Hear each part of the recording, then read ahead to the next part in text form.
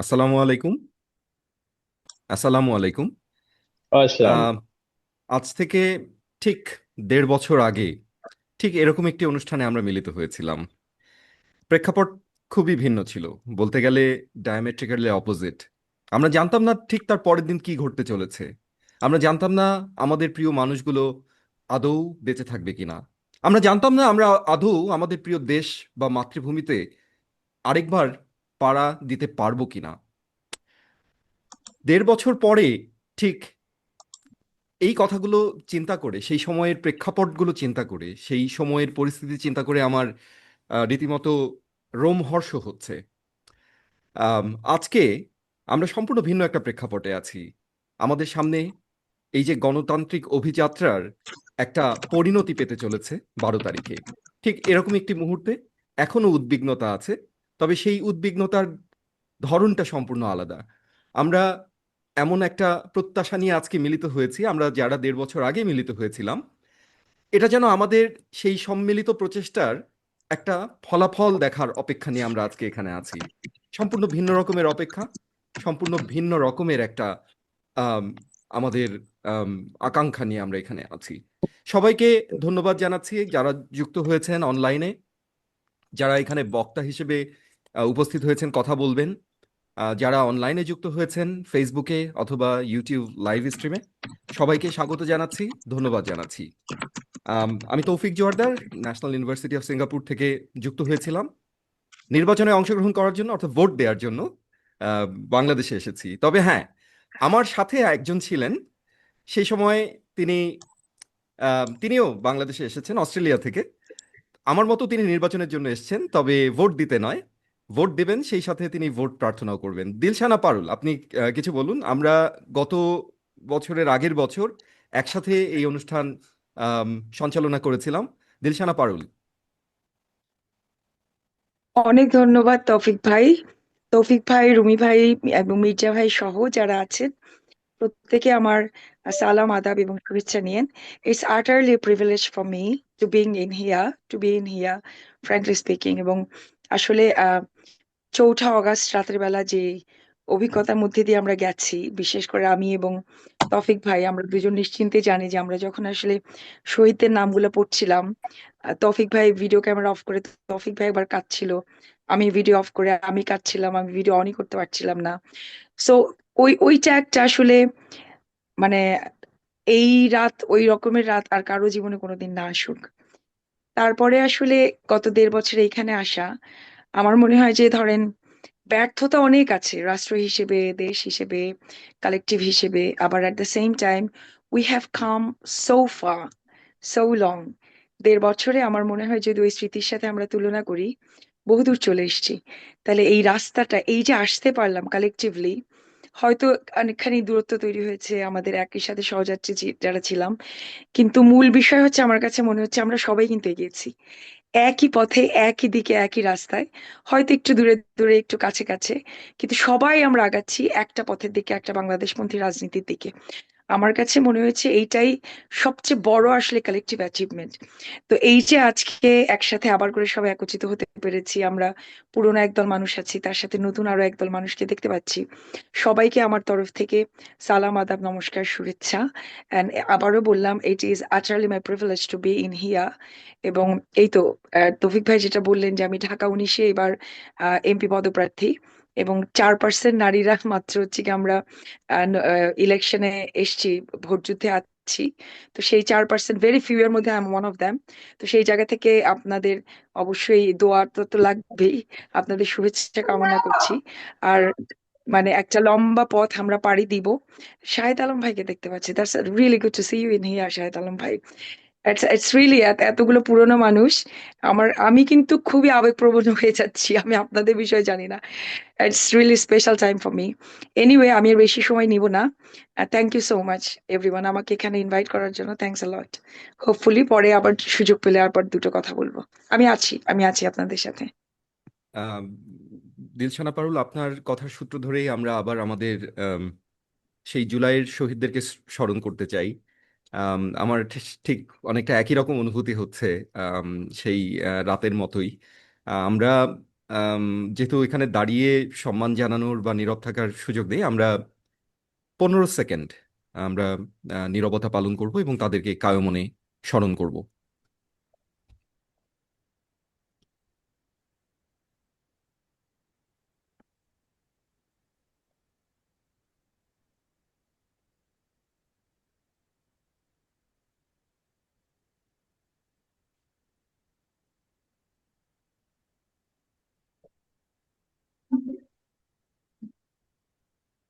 ধন্যবাদ।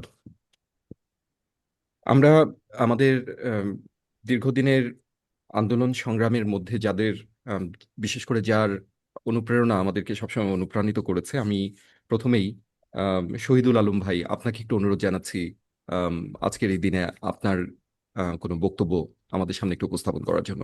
শহীদুল আলম ভাই। ধন্যবাদ তৌফিক। আপনি শুরুতেই যেই কথা বললেন সেটার সূত্র ধরেই বলি, সবচেয়ে বড় পরিবর্তন এখন আজকে হাসিনা গদিতে নেই। এর চাইতে বড় বোধহয় অন্য কোনো কিছু নেই, আরো অনেক কিছু আছে, কিন্তু সেটা ভাবলে তখন আর সব কিছু আহ, তুলনামূলকভাবে ছোট হয়ে যায়। এখন আমরা তো আশা করব ভিন্ন বাংলাদেশ পাচ্ছি এখানে। আহ, সেই রাত্রেবেলা লোকজনকে ধরে নিয়ে যাওয়া হবে না, ক্রস ফায়ার হবে না, এবং রাজনৈতিক পরিবেশটা বদলাবে। তার চাইতে বেশি আমার আশা রাজনৈতিক সংস্কৃতিটা বদলাবে। আমরা এক ধরনের ডিনাস্টি পলিটিক্স ছিল, সেটার থেকে পরিবর্তন হবে। আজকাল ছাত্রছাত্রীরা এগিয়ে আসছে, তারা কি কি কি করবে আমরা জানি না, কিন্তু নিশ্চয়ই অনেক ধরনের আশা আছে। তার সাথে কয়েকটা জিনিস আছে যেগুলি আমার জন্য গুরুত্বপূর্ণ। একটা হচ্ছে, আমি বিভিন্ন জায়গায় দেখেছি যে অনেকে এখন, যারা দেশের বাইরে ছিল, মেধাবী অনেকে যারা বাইরে ছিল, ছড়ানো ছিটানো ছিল, তারা ফিরে আসার কথা ভাবছে। দেশে দেশে এসে অবদান রাখবে, দেশে এসে কাজ করবে, সেই জিনিসগুলি ভাবছি। কিন্তু সাথে আমার মনে হয় আমাদের যারা রাজনীতিবিদ তাদের একটা জিনিস স্মরণ করিয়ে দেওয়া উচিত। সেটা হচ্ছে যে হাসিনার মতন এত শক্তিশালী একটা সরকার, শেখ হাসিনার সরকারের মতন, যার নিয়ন্ত্রণে মিলিটারি ছিল, আদালত ছিল, আম, আমলারা ছিল, সকলে ছিল, সেরকম একটা সরকারকে হটানো সম্ভব হয়েছে নিরস্ত্র নাগরিকদের আন্দোলনের কারণে। এবং সেটা যেহেতু সম্ভব হয়েছে, আমার মনে হয় তাদের নতুন রাজনীতিবিদদের মনে করিয়ে দেওয়া দরকার যে তারাও কিন্তু আহ, এই একই হিসাব তাদের মাথায় রাখতে হবে। তারা যদি একই রকম করে, জনগণ আবার উঠে দাঁড়াবে এবং তাদেরকেও আহ, সরাতে পারবে। আমরা মাঝখানে আহ, অভ্যন্তরীণ সরকার পেয়েছি, সেখানে 11টা রিফর্ম কমিশন হয়েছে, কনস্টিটিউশনাল রিফর্ম হয়েছে। এইগুলি অনেক ধরনের জিনিস করেছে, সেটার সমালোচনা রয়েছে, সার্থকতা রয়েছে, কিন্তু সেই চেষ্টাগুলি রয়েছে, সেগুলি গুরুত্বপূর্ণ। কিন্তু সাথে আবার যেই জিনিসগুলি আমরা ভাবিনি হবে, সেটাও হয়েছে। আহ, যে মাইনরিটিদের উপর আক্রমণ হয়েছে, সেগুলি আবার অনেক রকমের মিসইনফরমেশন, ডিসইনফরমেশনও হয়েছে। আমার ভারত থেকে যখন লোকজন আসে, তখন আমি তাদের জিজ্ঞেস করি কি রাস্তায় লাশ দেখেননি, কারণ ওইভাবেই তো জিনিসটাকে প্রচার করা হয়েছে। কিন্তু নিশ্চয়ই সেখানে আম, এখানে যে ভায়োলেন্স ছিল যথেষ্ট, এখনো আছে। এবং এটা যে একটা, সরি মাঝখানে কিছু ঢুকলো না, আম, সেটা নিয়ে আমাদের ভাবতে হবে কেন এত নৃশংসতা আমাদের দেশে এর পরে এই সময় আসছে, সেটা নিয়ে আমাদের নিজেদের প্রশ্ন করতে হবে। তার সাথে কয়েকটা জিনিস গুরুত্বপূর্ণ। আমাদের অর্থনৈতিক অবস্থাটা অবশ্যই ভাবতে হবে। এই প্রবাসীদের কারণেই অনেকটা, কিন্তু আমাদের ফরেন রিজার্ভ 24 বিলিয়ন মে 2024 ছিল, সেখান থেকে 32 মিলিয়ন হয়ে গেল জুন 2025-এর মধ্যে। ইনফ্লেশন 11.7-এর থেকে জুলাই 2024-এ যেটা ছিল 11.7, সেটা জুন 2025-এ 8.5-এ নেমেছে। আবার ট্যারিফও এসছে, আম, সেটাও একটা ভিন্ন জিনিস। কিন্তু সবচাইতে বড় জিনিস যেটা আমাদের চোখের সামনে এখন, সেটা হচ্ছে নির্বাচন। এই নির্বাচনে অনেকের, আগে শুধু দুটো দল ছিল, এখন ভিন্ন দল আছে, ছাত্রছাত্রীরা আছে, জামাত তুলনামূলকভাবে অনেক ভালো করছে মনে হচ্ছে। কাজে চেহারাটা বদলে গেছে, এবং সেটার থেকে কি হবে সেগুলি আমাদের বুঝতে হবে। কিন্তু একটা বড় পার্থক্য হচ্ছে, এবার কিন্তু উম, যারা প্রবাসী তারা ভোট দিতে পারছে। সেখানে আহ, একটা জিনিস মাথায় রাখতে হবে, আমার যেটা মনে হয় বলা দরকার সেটা হচ্ছে এটা অনায়াসে এনআইডির জায়গায় পাসপোর্ট হতে পারতো, এবং পাসপোর্ট হলে হয়তো আরও অনেক বেশি মানুষ অংশগ্রহণ করতে পারতো। বাইরে অনেকের এনআইডি নেই। আর এনআইডি হলে যে আরও ভালো হচ্ছে সেটা বলারও কারণ নেই, কারণ আমি গতকালকে এলেতে পৌঁছালাম, সেখান থেকে আমি বলছি। এবং সেখানে নাজমুল হাসান নামে একজন ভদ্রলোকের সাথে বিমানবন্দরে দেখা হলো। উনি বলছিলেন যে ওনার 2009-এর ভোটার আইডি পুরনো ঠিকানায়, সেটা দিয়ে উনি রেজিস্টার করে ফেলেছেন। তাই যদি হয় তাহলে সেই এনআইডির নিয়ে এত মাথা ব্যথা কেন? কারণ সেই পুরনো এনআইডিও তো হচ্ছে, এবং পাসপোর্ট তো একটা সরকারি দলিল যেটা প্রমাণ করে ব্যক্তিকে, সেটা দিয়ে হতেই পারতো। যাই হোক, সেটা নিয়ে অত বলছি না। ছোট্ট করে বলি, সেখানে যেই জিনিসগুলি হয়েছে, 4,60,000 এক্সপ্যাট্রিয়েট ব্যালট কিন্তু অলরেডি বাংলাদেশে পৌঁছেছে। 7,66,000-এর প্রায় 60% মতন। শেষ গুনতিতে কি হবে সেটা আমরা জানি না। ফেনী 3, চট্টগ্রাম 15, এগুলিতে 13-16 হাজার ভোট আছে, যেগুলি এক একটা কেন্দ্রকে প্রভাবিত করতে পারে। ব্যালটগুলি কনস্টিটিউয়েন্সি কনস্টিটিউয়েন্সি অনুযায়ী গোনা হবে, সেইগুলি গুরুত্বপূর্ণ। কিন্তু আহ, তার বাইরে যেই জিনিসগুলি আমার মনে হয় মনে রাখা দরকার, সত্যি আমরা যেই আন্দোলনটা শুরু করেছিলাম যে একটা বৈষম্যহীন বাংলাদেশ হবে, সকলকে নিয়ে বাংলাদেশ হবে, এবং আমরা বাংলাদেশে চারিদিকে যেই ছবিগুলি দেখেছি, যেগুলি সাধারণ মানুষ, ছাত্রছাত্রী, নবীনরা এঁকেছে, তার মধ্যে কিন্তু অনেক কিছু প্রকাশ করা হয় যেগুলি আমাদের রাজনীতিবিদরা বলতে সাহস পায় না এবং তার পাশে দাঁড়াতে সাহস পায় না। সেটা আমাদের জনগণের দাবি, এবং এই দাবি যদি সত্যিকার অর্থে এই সময়ে আমরা না আনতে পারি বাংলাদেশে, তাহলে এরকম একটা সুযোগ আমরা আরেকবার পাবো না, এবং এই সুযোগটাকে আমাদের ধরে রাখতেই হবে। ধন্যবাদ। অনেক ধন্যবাদ শহীদুল আলম ভাই। আমরা আপনাদের কথাই শুনতে চাই, যার জন্য আমরা খুব বেশি ইন্ট্রোডাকশন বা অন্য কোনো কথা বলে সময় আম, ব্যয় করব না। তো আমি একটু আম, জিয়া হাসান ভাইকে অনুরোধ জানাচ্ছি কথা বলার জন্য। আসসালামু আলাইকুম, সবাইকে ধন্যবাদ। 1.5 বছর পরে আমরা আবার প্রবাসী জুম কলে আসলাম। 1.5 বছর আগের সেই দিনটা এখনো আমার স্মৃতিতে জাজ্বল্যমান। আমার খেয়াল আছে, প্রফেসর আসিফ নজরুল উনি বলছেন যে আমার এখনই ঘর ছাড়তে হবে। আমি শুনতে পাচ্ছি যে আমি অ্যাটাক হতে পারি। আমার খেয়াল আছে যখন শহীদদের লাশ, শহীদদের নাম উচ্চারণ করছিলেন দিলশানা পারুলাপা, তৌফিক জোয়াদ্দার ভাই, ওনারা চোখের পানি সামলাতে পারছিলেন না। আম, আসলে আমরা, আমার কাছে মানে শেখ হাসিনার পতন একটা দ্বিতীয় স্বাধীনতার মতোই মনে হয়। তারপরে আমাদের প্রত্যাশা পূরণ হয়েছে কিনা, আগামীর বাংলাদেশ কোন দিকে যাবে, এগুলো অবশ্যই এগুলো নিয়ে অনেক ধরনের অনিশ্চয়তা আছে। আমি সবসময় আমাদের রুমি ভাইয়ের একটা কথা খুব গুরুত্বপূর্ণ মনে করি। রুমি আহমেদ ভাই সবসময় বলেছেন যে আমরা যতই সংস্কার করি না কেন, সবচেয়ে বড় সংস্কারটা প্রয়োজন হচ্ছে যে ইলেকশনে, ইলেকশনের প্রক্রিয়াটা যেন ঠিক হয়। ইলেকশনের পরে যেন এমন একটা সুষ্ঠু ইলেকশন হয় যার পরে দলগুলো ইলেকশনটা মেনে নেয়। কারণ বাংলাদেশের বিগত কয়েক দশকের প্রধান সংকটই কিন্তু ইলেকশনের পরে আহ, সেই রেজাল্টটা মেনে না নেওয়া, এবং ইলেকশনটা নিজের পক্ষে যাবে না জেনে ইলেকশনটা আগে থেকে রিগিং করা, ইলেকশনের আগে কোর্ট সিস্টেমকে রিগিং করা, ইত্যাদি ইত্যাদি ইত্যাদি। তো ফলে বাংলাদেশের সবচেয়ে গুরুত্বপূর্ণ রিফর্ম, রুমি আহমেদ ভাই যেটা বলেছেন আমি ওনার সাথে ইকো করি, সেটা হচ্ছে যে ইলেকশনের প্রক্রিয়া, তত্ত্বাবধায়ক সরকার, তত্ত্বাবধায়কের পরে যে ইলেকশনটা হবে সেটা সফলভাবে হওয়া, সুষ্ঠুভাবে হওয়া, এবং তারপরে প্রার্থীদের সেই রেজাল্টটা মেনে নেওয়া।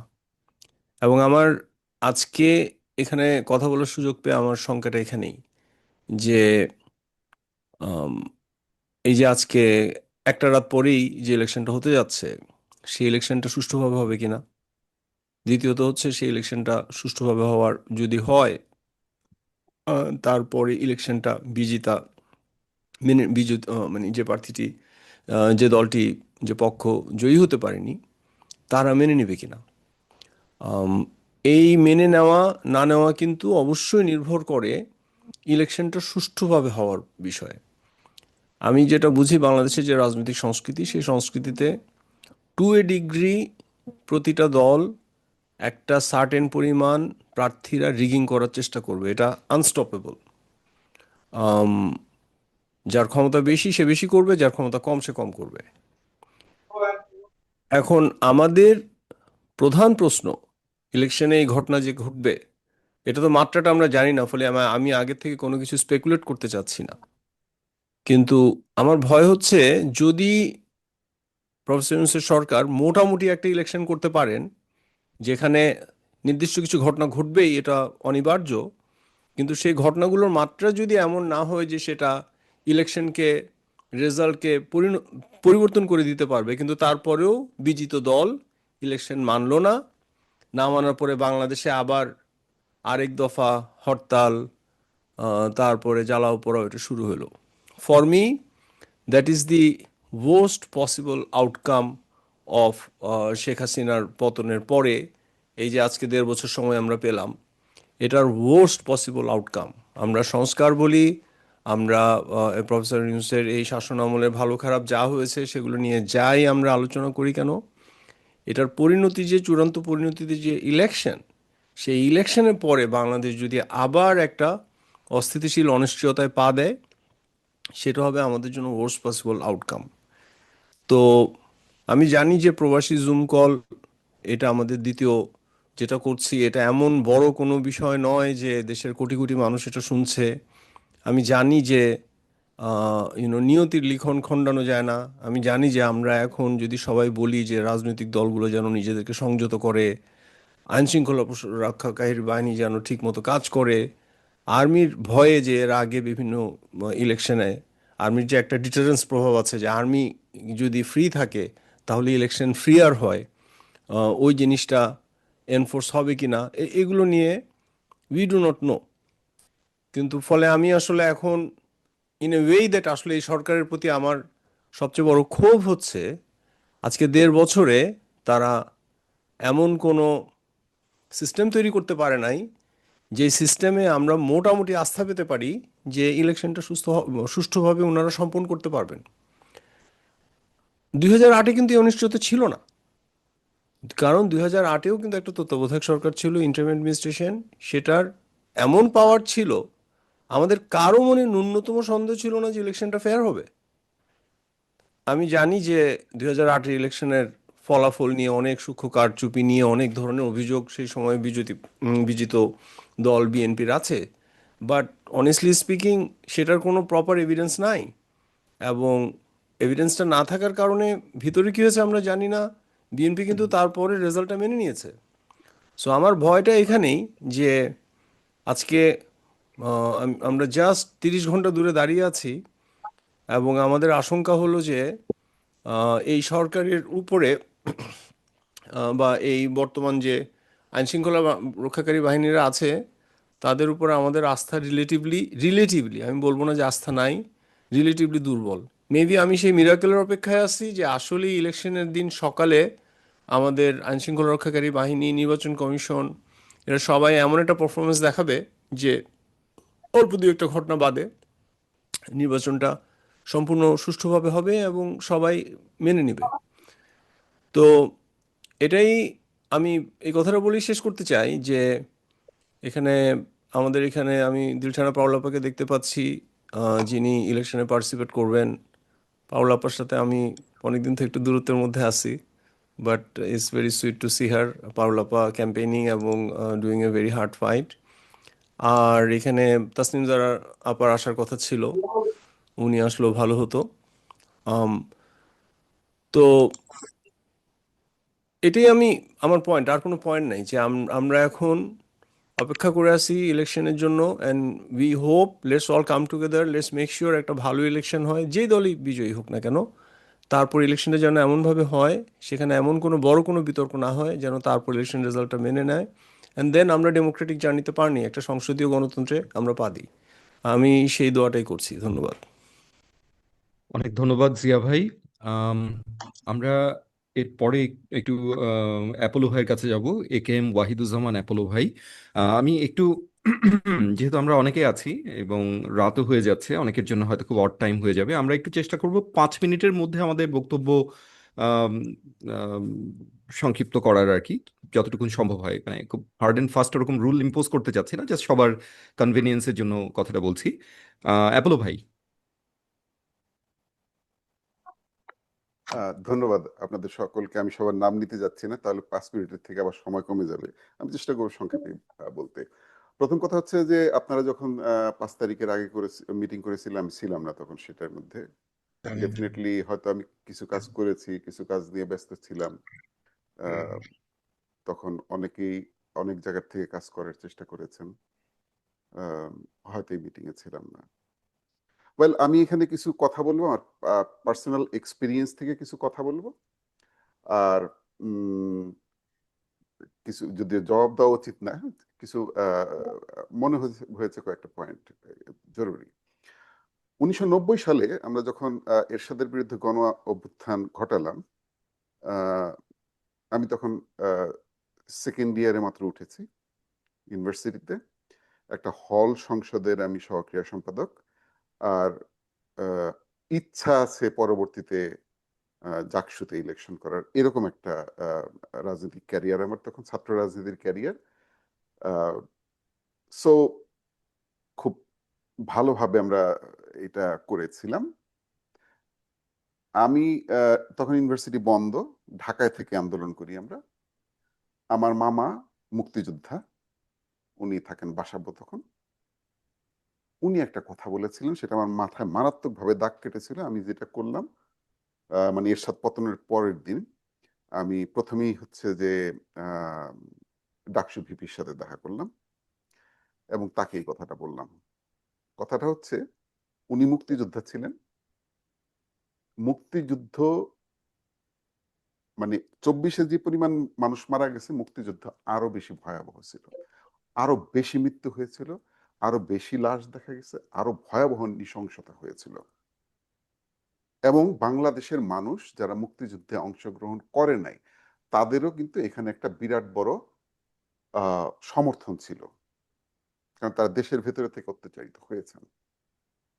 কিন্তু এই মুক্তিযোদ্ধাদের এবং যারা মুক্তিযুদ্ধে অ্যাকচুয়ালি মুক্তিযোদ্ধাদের মামাদের মতো মুক্তিযোদ্ধা যারা, তারা এসেছেন, অস্ত্র জমা দিয়ে চলে গেছেন। আবার উনি ঢাকার সন্তান, কিন্তু উনি ঢাকাতে এসে দেখেছেন যারা কখনোই কোনো মুক্তিযুদ্ধের কোনো কিছুর মধ্যে ছিল না, তারা অস্ত্র নিয়ে ঘুরে বেড়াচ্ছে। এবং তারা, তো দেখা গেল যে এরা বা মুক্তিযোদ্ধারা, এদের একটা অসহিষ্ণু আচরণ ছিল 72 থেকে 75 সময়টা, যে কারণে দেশের সাধারণ মানুষ এই ইয়াং জনগোষ্ঠীর উপরে মারাত্মকভাবে ক্ষেপে গিয়েছিল। এটার প্রতিফলন আপনারা দেখেছেন যে পরবর্তীতে এই মুক্তিযুদ্ধ ভিত্তিক, মুক্তিযোদ্ধা ভিত্তিক এই ইয়াং জেনারেশনটা, এদেরকে পলিটিক্সে আসতে আরো, মানে পলিটিক্সে সফল হতে আরো অনেকদিন সময় লেগেছে। উনি এই সতর্কতা আমাদেরকে দিয়েছিলেন, সতর্কবার্তাটা দিয়েছিলেন যে আমরা যেন কোনো সরকারের ভেতরে যাওয়ার চেষ্টা না করি, আমরা যেন কোথাও পাওয়ারের অংশীদার হওয়ার চেষ্টা না করি, আমরা যেন পড়ালেখায় ফেরত যাই। এবং আলহামদুলিল্লাহ আমরা সেটা করেছিলাম। আমান ভাই, হাবিব ভাই, বাবুল ভাই, মুস্তাফিজুর রহমান বাবুল ভাই, জহিরুদ্দিন স্বপন ভাই, উনারা তখন বসে সিদ্ধান্ত নেন আর কি। এবং উনারা সবাই চমৎকার ভাবে রেসপন্স করেন। এই সিদ্ধান্ত তারা ওই সময় নিতে পেরেছিলেন যে না, আমরা সরকারের অংশ হব না, আমরা হয়তো হ্যাঁ কেউ এমপি ইলেকশন করলে করব, কিন্তু আমরা এখনই এই তত্ত্বাবধায়ক সরকারের মধ্যে আমরা এখানে আমরা কোনো প্রেশার গ্রুপ হিসাবে কাজ করতে যাব না, সরকারকে সরকারের মতো চালাতে দিতে হবে। এই যে বর্তমান সরকারটা গত 1.5 বছরে, আমি যেটা ওই হলে যে আমাদের মধ্যে বিভেদ হয়েছে, অসহিষ্ণুতা হয়েছে, এটা হয়েছে কিন্তু এই সরকারের ভেতরে ঢুকে সরকার চালানোর চেষ্টা করার কারণে। কেউ এখানে অস্বীকার করতে পারবেন না যে গত 1.5 বছরে বাংলাদেশে ঘুষের রেট কমেছে, কমেনি, বেড়েছে। দুর্নীতি বেড়েছে। দুর্নীতি, ঘুষকে যদি দুর্নীতি বলি, ডেফিনেটলি দুর্নীতি বেড়েছে। তাহলে এটা কি তারা কেন কন্ট্রোল করতে পারে নাই? এখানে তো মোস্টলি ছাত্র উপদেষ্টাদের সাথে যারা ওখানে বসায় দেওয়া হয়েছিল, প্রত্যেকটা মিনিস্ট্রিতে বসানো হয়েছিল, ডিসি অফিসে একজন করে বসানো হয়েছে, এসপি কে গাইড করার জন্য লোকজন যে বসে থাকতো, তারা এখানে কি কাজ করেছে? এই জায়গাটা গত 1.5 বছরে যা হয়েছে হয়েছে, এখনো সময় আছে। আমরা যদি মুক্তিযুদ্ধকে, মুক্তিযোদ্ধাদের যেভাবে ট্রল করা হতো, এই জিনিসটা থেকে যদি আমরা বের করে আনতে চাই, তাহলে যেন আমরা ওই মুক্তিযুদ্ধ নিয়ে যে আবেগের ব্যবসাটা হয়েছিল, এই ব্যবসাটা যেন এখান থেকে না হয়, এই জায়গাটায় আমাদের একমত থাকা উচিত। দেখেন কার কি অবদান আছে, আমি শুধুমাত্র আমার কাছে যে পরিমাণ জুম মিটিং এর রেকর্ডিং আছে কয়েক টেরাবাইট বা যা ছবি আছে, আমি শুধু এইগুলো ছাড়লেই তো আমার বিশাল অবদান দেখানো সম্ভব, আমি যাইনি দেখাইতে। এটা কখনোই ইতিহাস বিবেচনা করবে যারা কখনোই কোনো অবদান রাখেন নাই। 5 তারিখের আগে তো দূরের কথা, 5 তারিখের পরে 2-4 সপ্তাহের মধ্যে দেখিনি তারা এখন বিরাট বিরাট নেতা, বিরাট অবদান তাদের। এগুলো কিন্তু ভালো লক্ষণ না, কারণ কখনো না কখনো তাহলে আমরা মুখ খুলব। বয়ানের রাজনীতি শুরু হয়েছে। দেখেন রাজনীতি কখনো বয়ান দিয়ে হয় না। রাজনীতি যদি বয়ান দিয়ে হয় তা সেই রাজনীতি ফেল করবে টুডে অর টুমোরো, এবং তখন হচ্ছে যে বিভাজনের রাজনীতি শুরু হবে, যেটা জাসদ করতে গিয়ে ফেল করেছিল। আনফর্চুনেটলি এখন যারা এটা করার চেষ্টা করছেন তারাও ওই তৎকালীন জাসদের সাথে যুক্ত ছিলেন। আমি তাদের প্রতি আহ্বান জানাবো, হাত জোর করে নিবেদন করবো যে আপনারা এটা করেন না প্লিজ। 2008-এর এভিডেন্সের বিষয়ে জিয়া ভাই বলেছেন, এভিডেন্স ছিল, এখনো আছে, নির্বাচন কমিশনের ওয়েবসাইটেই আছে। ওখানে গিয়ে কেন্দ্রওয়ারি যে সার্চ দেন 100% ভোট কোথায় কোথায় পড়েছে দেখেন। আমরা পরবর্তীতে দেখেছি যে এখানে মৃত ভোটাররাও ভোট দিয়ে গেছে 2008-এ, এবং প্রচুর এরকম প্রচুর কেন্দ্র ছিল। আর আলম ভাই যেটা বলেছেন প্রবাসী ভোটার, আমি নিজেই প্রবাসী এখন। 2টা সমস্যা পাসপোর্টে আমি পেয়েছিলাম পাসপোর্ট দিয়ে ভোট দেওয়ার ক্ষেত্রে। কারণ হচ্ছে যে আপনার ভোটার আইডিতে ডিফাইন করা থাকে আপনি কোন জায়গার ভোটার, মানে কোন কেন্দ্রে আপনার, মানে কোন আসনে আপনার ভোটার। পাসপোর্ট দিয়ে ওই আসনটা নির্ধারণ করা যায় না, এটা একটা যুক্তি ছিল, আমি এটা মেনে নিয়েছিলাম। দ্বিতীয় হচ্ছে প্রবাসী ভোটার প্রক্রিয়াটা, এটা আমার কাছে মনে হয়েছে সান্ত্বনা পুরস্কার কলম আর পাশাপাশি শুধুমাত্র ফোকাস ছিল হা ভোটের জন্য। সান্ত্বনা পুরস্কার কলম কেন, এই পোস্টাল ভোট, আমি জানি না ওনারা এখন কি সিদ্ধান্ত নিয়েছেন। আমি 2বার প্রিজাইডিং অফিসার থাকছি সরকারি চাকরি করার সময়, 2বারের এক্সপিরিয়েন্স থেকে জানি যে পোস্টাল ভোট কাউন্ট হয় শুধুমাত্র যখন মার্জিনে চলে আসে, মানে 2জন প্রতিদ্বন্দ্বীর ভোট গ্যাপ যখন নাকি মার্জিনে চলে আসে তখন পোস্টাল ভোট খোলা হয়। এবার কি হবে আমি জানি না। প্লাস হচ্ছে পোস্টাল ভোটে সব মার্কা একসাথে ছিল। এখন দেখেন যেই লোক ঢাকা 8 আসনে দাঁড়িপাল্লায় ভোট দিতে চেয়েছিল, সে তো দাঁড়িপাল্লায় ভোট দিয়ে তার ব্যালট পাঠিয়ে দিয়েছে অনেক আগে, তারপরে নির্ধারণ হয়েছে যে ওখানে দাঁড়িপাল্লা থাকবে না, তাহলে তার ভোটটা নষ্ট হলো আর কি। তো শুধুমাত্র আমার মনে হয়েছে জন্য হ্যাঁ ভোটের উপর ফোকাস ছিল, হ্যাঁ ভোট না ভোটের উপরে ফোকাসটা ওখানেই ছিল। আমি মনে করি যে ভবিষ্যতে চর্চা করতে করতে এটা হয়তো একটা ভালো পজিশনে যাবে, পোস্টাল ভোটিং সিস্টেমটা বা প্রবাসী ভোটের সিস্টেমটা হয়তো আরো কোনো ভালো পজিশনে এটা নিয়ে যাওয়া সম্ভব। ভবিষ্যতে সবাই ভালো থাকবেন, আমাদের ভিতরে মত পার্থক্য থাকবে, সেটা নিয়ে তর্ক বিতর্ক হবে, সেটা যেন এমন কোনো জায়গায় না পৌঁছায় যেটা দেশের জন্য ক্ষতিকর। সবাইকে ধন্যবাদ, আসসালামু আলাইকুম। অনেক ধন্যবাদ অ্যাপোলো ভাই, থ্যাংক ইউ সো মাচ। এবার একটু মনির হায়দার ভাইকে অনুরোধ করছি কথা বলার জন্য।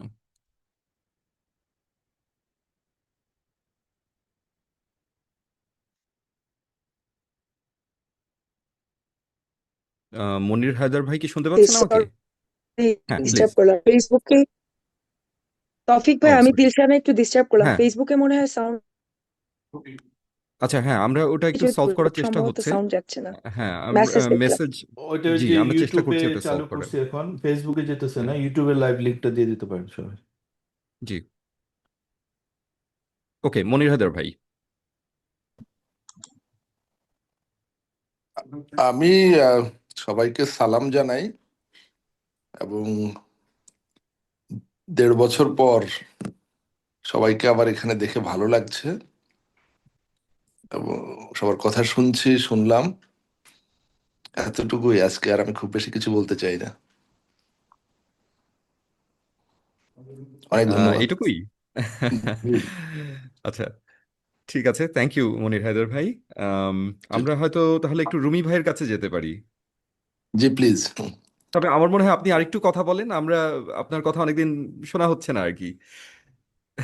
সময় হবে আমার আপনি তো যদি একেবারে সেন্টার পয়েন্টে ছিলেন, রিফর্ম, হ্যাঁ you are exactly. The centre of the gravity, you are the person, সবকিছু আপনি কোঅর্ডিনেট করেছেন কোর্ট সাইড। সো আপনার থেকে আমরা কয়েক মিনিট 2-3 মিনিট কিছু শুনতে চাই।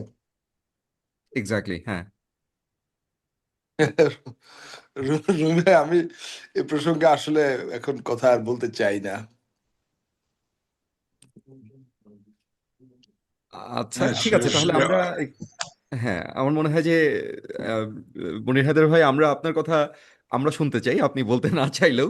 তবে এখন যদি বলতে না চান কোনো অসুবিধা নেই। তবে আমরা মনে হয় রুমি ভাইয়ের কাছে একটু যাই আর কি। সবাইকে ধন্যবাদ। আমরা হুম। আমাদের প্রবাসী জুম কল 2.0 আমরা করছি। আমরা যেই জুম কলে করেছিলাম এই অগস্টের 4 তারিখে 2024 সালে, ওটার একটা কমপ্লিটশন অফ দ্য সাইকেল। আমাদের যে কাজটা শুরু করেছিলাম ওদিন 5ই আগস্ট হলো। 5ই আগস্টের যে অর্জনটা, তার কমপ্লিশন হচ্ছে আমাদের ইলেকশনের মাধ্যমে। ওই 5ই অর্জন যে আমরা যা পেলাম, ওইটা এই কালকে পরশু ইলেকশন না হলে 5ই আগস্টে অর্জনটা পুরো ব্যর্থ হয়ে যেত। সুতরাং আমরা ইলেকশনটা একটা সুষ্ঠু নির্বাচন, একটা পার্টিসিপেটরি ইলেকশন এবং সবার কাছে গ্রহণযোগ্য ইলেকশন আমাদের 5ই আগস্টের অর্জনের একটা অন্যতম এসেনশিয়াল কম্পোনেন্ট। এবং এই নির্বাচনে এখন সবাই উৎসব করে আনন্দ করে অংশগ্রহণ করছে, সবাই পার্টিসিপেট করছে। আমার পরিচিত অনেকে পার্টিসিপেট করছেন। আহ, এটাই আমাদের বারবার 5 বছর পর পর হওয়া উচিত, হতে হবে। আমরা সব কিছু নিয়ে কথা বলি, এই যে আমাদের দুর্নীতি কমাতে হবে, আমাদের চাঁদাবাজি কমাতে হবে, আমাদের গুড গভর্নেন্স আনতে হবে, সবকিছু এভরি সিঙ্গল পয়েন্ট, সবকিছু boil down to one issue. এগুলা সবই কমবে, এগুলা সবই আস্তে আস্তে বন্ধ হবে যদি আমরা যারা সরকারে বসে ওদের মাথার মধ্যে এই ভয়টা ঢুকাতে পারি যে 5 বছর পরে আমাকে একটা neutral caretaker interim government under election করতে হবে। 5 বছর পরে একটা ডেটের পরে আমাকে অটোমেটিক্যালি আমার টার্ম শেষ হয়ে যাবে এবং আমাকে একটা নির্বাচন ফেস করে আবার আসতে হবে। যদি এই this fear of death, this fear of termination of power automatically after 5 years, this fear of getting re-elected after 5 years, getting the people to score, to grade my performance, এই ফিয়ারটা থেকে আমাদের সব গুড গভর্নেন্স আসবে। আমরা ট্রান্সপ্লেন্ট করে একদম overnight একটা গাছকে we can't grow it, make it, এটা গাছ গ্রো করতে সময় লাগে।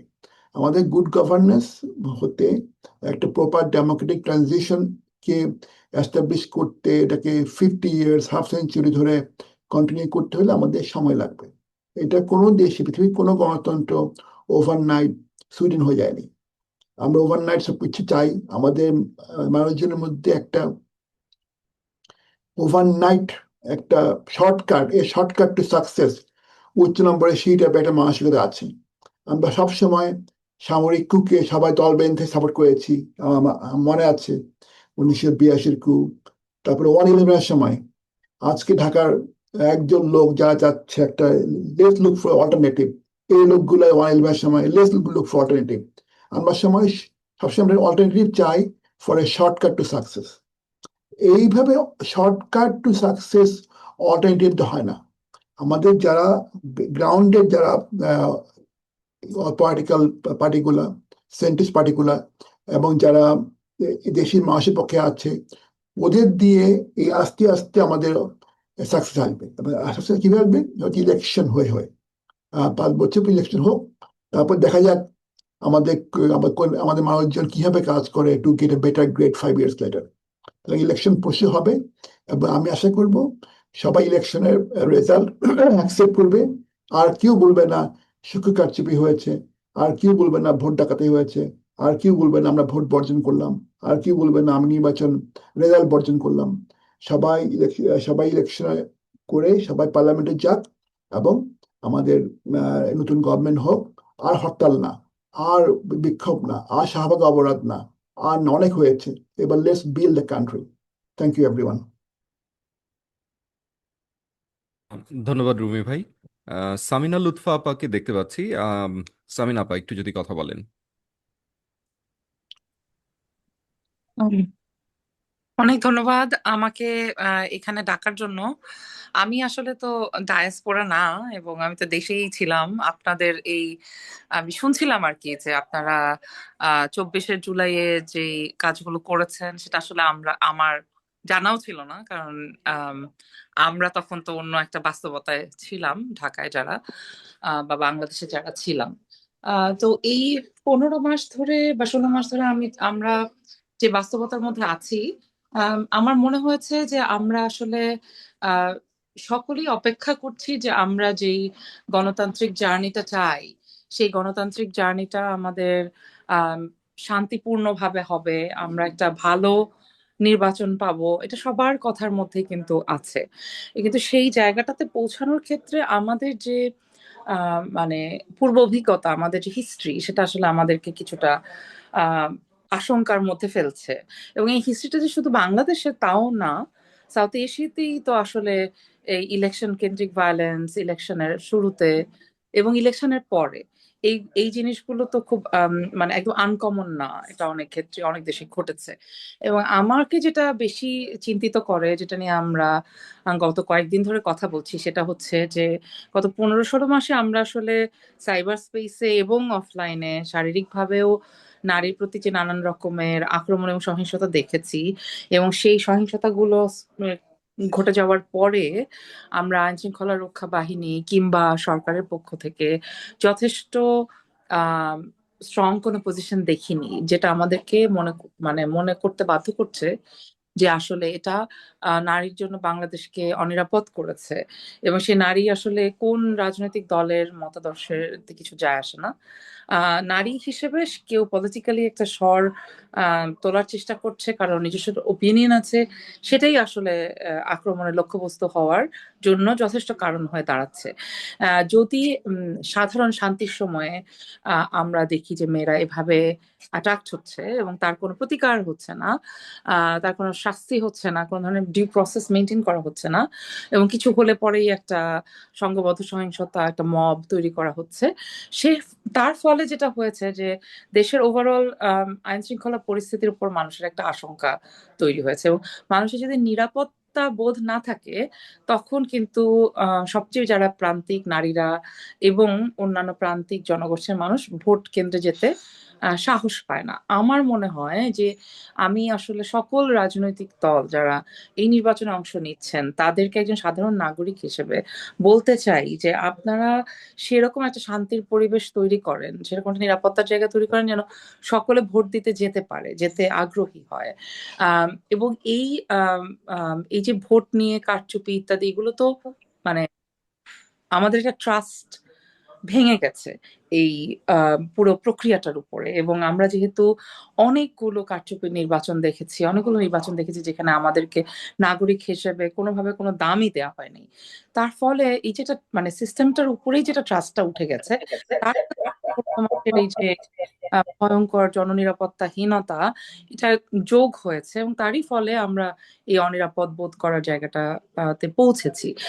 তার সাথে যুক্ত হয় যে যেই জিতুক না কেন বা যেই হেরে যাক না কেন, আহ অন্য পক্ষের নারীদের উপরে কিংবা অন্য পক্ষের মানে পুরুষের পরিবারের নারীদের উপরে আক্রমণের যে ইতিহাস আমাদের আছে, সেই ইতিহাস থেকেও আমরা আশঙ্কা করি। সেই কারণে আমি আসলে এই মুহূর্ত থেকে ভাবছি যে বাংলাদেশের সরকারের যেমন এই আইন শৃঙ্খলা রক্ষা করার জায়গাটাতে গুরুত্ব দিতে হবে, প্রশাসনে যারা আছেন, যারা রিটার্নিং অফিসার, যারা কাজ করবেন বুথগুলোতে, কেন্দ্রগুলোতে, তাদের যেরকম দায়িত্ব আছে, তার সাথে সাথে আমাদের রাজনৈতিক দলগুলোরও অনেক দায়িত্ব আছে।